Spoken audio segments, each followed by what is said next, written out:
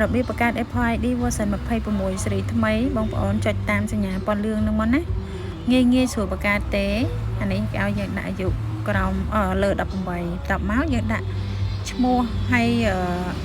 នាមតកូលហើយឈ្មោះហើយថ្ងៃខែឆ្នាំកណាត់របស់យើងបងប្អូនចេះតែដាក់ទៅខ្ញុំក៏ចេះតែដាក់ដែរទេគ្រាន់តែធាត់ទុកឆ្នាំអញ្ចឹងណាហើយcredit ឆ្នាំថ្ងៃខែឆ្នាំកណាត់រួចបងប្អូនចុចសញ្ញាតាមសញ្ញាពណ៌លឿងរហូតទៅយើងផ្លាស់ប្ដូរវាមកយើងនឹងវាយឈ្មោះដូចមិញណាឈ្មោះយើងវាយមិញហ្នឹង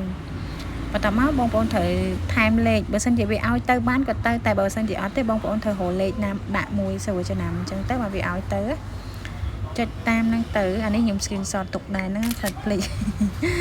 បងប្អូនចុចតាមហ្នឹងទៅណាអានេះ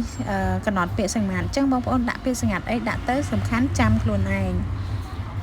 ស្រឡាញ់អីដាក់នឹងតែសំខាន់ត្រូវតែមានអក្សរធំមួយដាក់ពីមុខក៏បានពីក្រោយក៏បានដែរអក្សរអង់គ្លេសបន្ទាប់មកចេះ confirm វាទៅចេះ confirm លេខកូដហ្នឹងចាំខ្លួនឯងអត់ភ្លេចហើយដាក់លេខទូរស័ព្ទ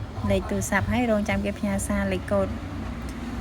មកចូលពុបអត់ពិបាកទេរួចជាការស្រាចអរគុណច្រើន